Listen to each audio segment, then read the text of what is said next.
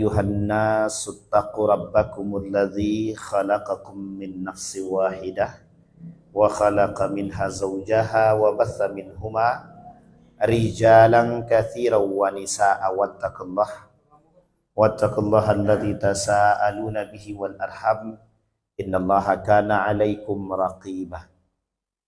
Puji syukur kehadirat Allah dengan mengucapkan alhamdulillahirabbil alamin. Bersalawat kepada Nabi dengan mengucapkan Allahumma salli ala Muhammad wa ala ali Muhammad fil alamin innaka Hamidum Majid. Mudah-mudahan Allah berkahi, Allah sehatkan, Allah kuatkan. Insyaallah kita semua termasuk orang-orang yang husnul khatimah. Amin ya rabbal alamin. Kata Allah di dalam Al-Quran, Allah berfirman, Bismillahirrahmanirrahim. Alam tara kaifa fa'ala rabbuka bi ashabil fil. Dalam ayat yang lain kata Allah, ya ayyuhalladzina amanu wa la ta'kulu amwalakum bainakum bil batil. Wa la ta'kulu amwalakum bainakum bil batili wa tudlu biha ilal hukami li ta'kulu fariqan min amwalin nasi bil ithmi wa antum ta'lamun. Dalam ayat yang lain Allah berkata, "Fama amana li Musa illa dzurriyyatun min qaumih ala khaufin min fir'aun wa malaihim an ayyamtani'ahum wa inna fir'auna ala 'alin fil ardi wa innahu laminal musrifin." Kata Allah di dalam Al-Qur'an, ayat pertama yang kita bacakan surat Al-Fil. Surat Al-Fil itu mesti ada sejarahnya. Sejarahnya tentang raja yang ingin menghancurkan Ka'bah. Keangkuhan dan kesombongan sehingga tertanam dalam diri dia. Kenapa Ka'bah bisa diminati sekian banyak orang, sementara yang dia punya tak sebanyak itu. Kenapa Ka'bah selalu banyak orang yang datang yang ingin daya tariknya apa? Sehingga dia bangun satu bangunan yang besar seperti Ka'bah biar menarik, ternyata juga tidak menarik. Sehingga tumbuh kecemburuan yang besar, kesombongan yang tinggi, keangkuhan, karena merasa dia lebih baik dan berkuasa dibanding pemilik daripada Ka'bah itu. Dalam pandangannya adalah Ka'bah itu dimiliki oleh sekelompok orang-orang yang menjadi penguasa Quraisy yang berada di Mekah, Hijaz. Tapi ternyata tidak. Ketika penguasaan terhadap Mekah terjadi, kata Abdul Muthalib, silahkan, yang mau ambil, ambillah. Kembalikan kambing-kambingku, domba-dombaku kembalikan. Jika ingin menghancurkan Ka'bah, silahkan. Mereka coba hancurkan Ka'bah. Kata Abdul Muthalib, Ka'bah itu dijaga oleh yang punya. Yang punya siapa? Yang di atas, Allah Subhanahu wa ta'ala. Terjadi ketika mereka ingin menghancurkan, Allah turunkan bala bantuan. Bala bantuannya bukan manusia, tapi cukup seekor binatang yang berada di, cukup binatang yang bisa terbang di atas kemudian bawa api. Selesai, hancur semua. Tapi karena keangkuhan dan kesombongan tadi. Yang kedua, di dalam ayat yang kedua kita bacakan tadi, wala ta'kulu amwalakum bainakum bil batil. Kata Allah di depan, Allah kata, jangan kalian memakan harta orang lain atau mengambil hak orang lain dengan cara yang batil. Wa tudlu biha ilal hukam litakulu fariqam min amwalin nasi bil itsmi wa antum ta'lamun. Kadang-kadang kalian buat manipulasi. Baik sertifikatnya yang kalian rubah, permainan hukumnya yang kalian beli untuk mengambil hak-hak orang lain demi kepentingan kalian, demi keuntungan kalian. Dengan cara seperti itu. Wa antum ta'lamun, sedangkan kalian tahu kalau itu salah, tahu kalau itu hak orang lain, tahu kalau itu bukan punya kita. Tapi kalian tetap ambil dengan cara-cara kekejian dan kebatilan. Wa antum ta'lamun, dan kalian mengetahui. Gitu. Pada ayat yang ketiga, ketika Nabi Musa mengajak para kaum-kaumnya, terkhusus dianggap di situ kaum Fir'aun, diajak oleh Nabi Musa untuk menganut agamanya, untuk menyembah kepada Tuhan yang satu. Tidak banyak yang beriman, fama amana li Musa. Tidak banyak yang beriman sama Musa itu. Tapi hanya segelintir orang min qaumihi, itu pun daripada kabilah-kabilah kaum Nabi Musa. Sehingga pemuda-pemuda yang beriman ini sembunyi-sembunyi. Ketika mereka beriman sembunyi-sembunyi, kenapa takut kalau ketahuan Musa wa malaihim dan para pemimpin-pemimpin yang lain, militer-militernya Musa, militer-militernya Fir'aun. Kalau ketahuan, otomatis disiksa. Waktu itu, sehingga Musa mengajak kepada sekian banyak orang, yang masuk hanya sedikit. Sedikit sekali yang masuk dalam agamanya Musa, atau yang beriman kepada Tuhannya Musa.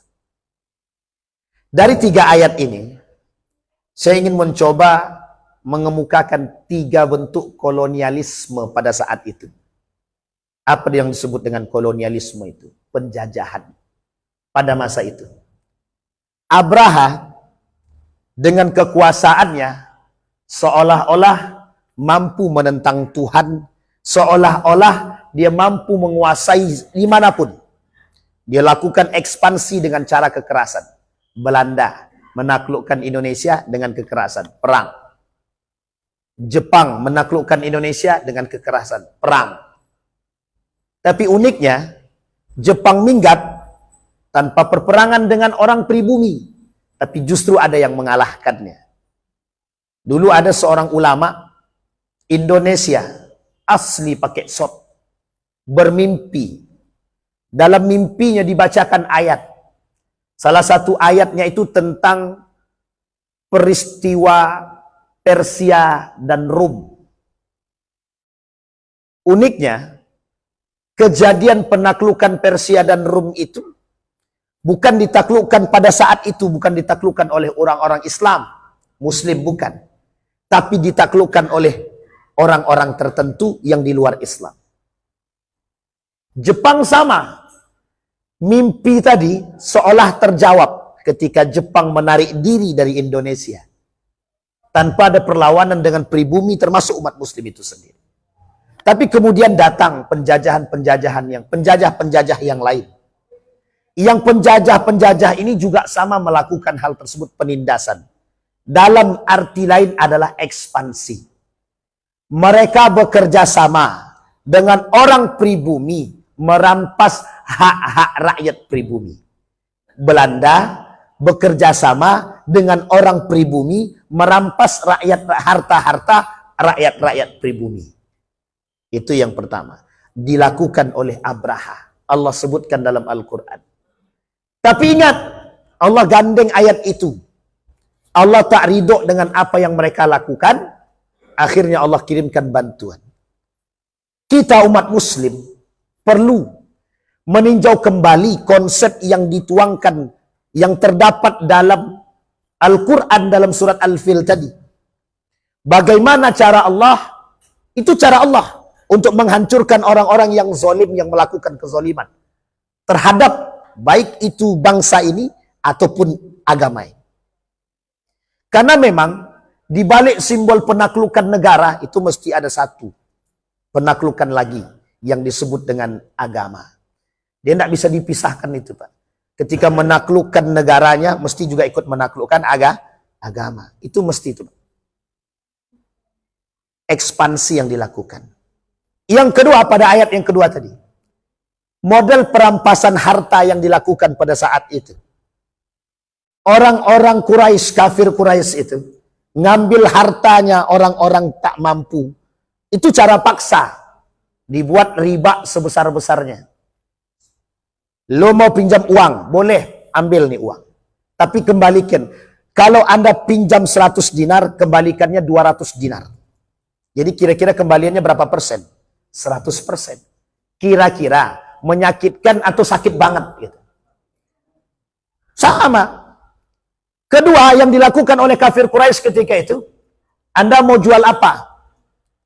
Oh, saya tak punya duit. Kami mau jual tanah ini karena kami lagi butuh duit. Oke, berapa Anda jual? 500 dinar. Oke, saya beli 100 dinar. Jauh enggak turunnya? Kalau Anda mau silakan, enggak mau juga enggak apa-apa. Karena butuh duit, mau tak mau, tanah yang harga 500 dinar, karena butuh duit, yang beli enggak pakai akal, yang beli enggak pakai adab, yang beli enggak pakai etika, yang beli enggak pakai nurani. Kata dia, saya tawar 100 dinar. Dari 500 dinar jadi 100 dinar. Mau tak mau karena butuh duit. Takut anak tak bisa makan. Akhirnya dijual Pak, 100 dinar. Jauh Pak, hilang 400 dinar Pak. Apa kata mereka yang berkuasa? Kami punya duit. Kami bebas melakukan apapun yang kami mau. Mau kami tawar harga dia dengan harga yang paling murah? Tidak apa-apa. Toh yang buat harga juga kami. Yang kedua. Yang ketiga, ketika orang-orang tersebut memiliki tanah dan bersengketa dengan mereka, mereka ambil paksa Pak. Ambil paksa. Itu zaman-zaman jahiliyah begitu. Jadi zaman-zaman jahiliyah dulu, itu karakternya Allah tuangkan dalam Al-Quran itu. Wala ta'kulu amwalakum bainakum bil batil. Padahal ayat ini ingin mengingatkan kepada orang beriman. Uniknya, waktu itu mereka jahiliyah tak beriman. Lah kalau sekarang pelakunya mukmin semua, mengaku berislam semua, tapi merampas harta rakyat itu pelan-pelan tapi pasti. Gitu. Cuman manusia sekarang tertipu, gitu. Seolah-olah bagus tapi parah. Misal pajak dinaikin jadi 500% misalkan. Itu contoh tuh, contoh aja contoh. Yang seperti ini nih Pak. Jadi sebenarnya kita nih merdeka atau tidak merdeka? Wallahu a'lam. Kalau dibilang merdeka, merdeka secara proklamasi. Tapi kita belum merdeka secara moral dan iman. Kenapa demikian? Karena banyak manusia-manusia yang rakus, yang tak mau kembali kepada sejarah. Ini pentingnya mengingat refleksi sejarah itu pentingnya di situ. Karena apa yang dilakukan oleh para jahiliyah kafir Quraisy ketika itu terjadi hari ini. Uniknya, waktu itu mereka belum beriman. Tapi sekarang pelakunya orang beriman. Nabi di Madinah yang merusak orang munafik. Ini hampir sama Pak dengan kondisinya. Sekarang yang merampas harta itu orang beriman. Munafik juga. Sama-sama munafik. Berislam tapi tidak beriman. Kenapa? Kalau beriman, mereka tak akan melakukan hal demikian. Maka konsep ini, itu disebut dalam agama pengkhianat. Orang-orang yang melakukan penjajahan dari agama yang sama. Islam dia, Muslim dia. Tapi merampas harta orang-orang Muslim yang lain, pengkhianat namanya. Bukan saling menjaga, harusnya saling menjaga. Ini yang kedua. Yang ketiga, ketika Nabi Musa mengajak untuk beriman, mereka tidak mau beriman. Kecuali segelintir. Tahu Bapak Ibu kenapa segelintir orang yang beriman? Karena yang lain ini takut Pak, di bawah tekanan dan paksaan. Artinya apa? Kesewenang-wenangan. Karakter pemimpin yang zolim, penguasa yang zolim, dari tahun ke tahun, abad ke abad dipertontonkan. Dari zaman dulu sampai sekarang. Sampai Nabi turunkan sekian banyak hadis tentang persoalan pemimpin-pemimpin yang zolim. Apa yang akan mereka lakukan? Satu di antaranya, kesewenang-wenangan. Apa yang dimaksud dengan sewenang-wenang tadi? Kami punya kekuasaan. Kami punya harta. Lo ndak punya harta. Maling ayam bisa 5 tahun, koruptor bisa 1 tahun. Itu kesewenang-wenangan. Kenapa? Dia bisa beli hukum dengan duit. Anak orang miskin ndak bisa ngapa-ngapain, ndak berhak punya pengacara. Tapi anak para penguasa, sekalipun melakukan perbuatan kezaliman yang parah sekalipun, ndak ada masalah. Hilang cerita. Inikah yang disebut dengan kemerdekaan. Maka refleksi kemerdekaan itu sebenarnya mengembalikan nilai. Mengembalikan nilai. Kemana harus kita rujuk? Kepada agama. Karena literatur kita, sandaran kita agama. Kalau orang beriman, sadar dia Pak. Wahai para pelaku-pelaku, coba Coba kembalikan kepada Al-Quran. Beriman mereka, tidak mungkin mereka melakukan korupsi, mengambil hak orang, merampas, menaikkan pajak dan lain. Tidak mungkin Pak, menipu orang itu tidak mungkin. Beriman. Makanya Nabi datang. Nabi datang untuk membenarkan semua itu Pak. Nabi datang mengislah semua yang salah itu. Perbudakan, tidak ada. Sekarang tidak ada perbudakan Pak. Tapi orang yang melakukan orang lain, memperbudak orang lain banyak. Memang orang itu tidak budak, tapi diperbudak banyak. Itu sekarang. Jadi apa yang terjadi dulu, terjadi sekarang. Perbedaannya cuma satu. Waktu itu pelaku bukan Islam. Tapi sekarang yang melakukan umat muslim itu sendiri. Pertanyaannya mengapa? Karena cinta mereka terhadap kekuasaan, cinta mereka terhadap dunia. Mereka terkokong dengan hal-hal demikian. Sehingga yang disebutkan oleh para ulama, apa yang disebut dengan merdeka itu? Merdeka itu sesungguhnya merdeka secara keyakinan dan keimanan. Itu baru merdeka Pak. Karena kalau orang yang betul-betul beriman, dia merdeka habis Pak. Dia tahu hak orang, dia tahu kewajiban. Dia tahu ini bukan hak saya, tak akan diambil. Dia tahu ini orang tidak mampu, dia bantu. Dia tahu semua. Tapi kalau dia tak beriman, itulah yang terjadi. Maka yang diingatkan oleh Allah kepada kita adalah selaku umat orang-orang yang mengaku beriman tadi. Wahai orang-orang beriman, kata Allah, jangan kalian melakukan kezaliman. La tazlimun. Jangan kalian melakukan kezaliman atas orang lain. Kenapa? Itu bagian daripada pengkhianatan. Inilah yang sesungguhnya kemerdekaan itu. Setiap orang merasa nyaman dalam beribadah. Setiap orang merasa nyaman dengan harta yang dia miliki. Sekarang enggak Pak. Cepat-cepat Pak, cepat-cepat yang tanahnya belum disertifikat, sertifikat cepat. Nanti hak milik negara Pak. Kalau tidak cepat-cepat kita sertifikat ini. Coba bayangkan. Jadi semua timbul dalam diri kita nih was-was, rasa takut. Punya motor takut, punya mobil takut, punya rumah takut. Akhirnya ngontrak semua kita Pak. Ini masalah Pak. Kita tidak benar-benar dalam keadaan merasa merdeka. Sholat susah. Takut rame-rame dikira A, B, C, D. Sehingga kita tak memiliki ketenangan dalam melakukan aktivitas apapun. Padahal yang dilakukan oleh para ulama-ulama kita dahulu dalam memproklamasikan kemerdekaan Republik Indonesia ini tumpah darah Pak. Dengan darah kita kotori dengan ketidakberadaban kita, dengan pengkhianatan kita, dengan ketidakbermoralan kita. Ini yang menjadi masalah kita hari ini. Maka Bapak Ibu sekalian yang berbahagia, kembali kepada poin kita adalah, kalau memang kita merasa kita merdeka, setidaknya kita merdekakan diri kita terlebih dahulu dari sisi agama, yang kedua dari sisi moral, etik, itu yang paling penting. Mudah-mudahan ada manfaat bagi kita semua. Mudah-mudahan kita merdeka dalam arti yang sesungguhnya. Mudah-mudahan kita termasuk orang-orang yang selalu bersyukur yang atas apa yang Allah turunkan kepada kita. Fa'tabiru ya ulil absar la'allakum tuflihun. Assalamualaikum warahmatullahi wabarakatuh.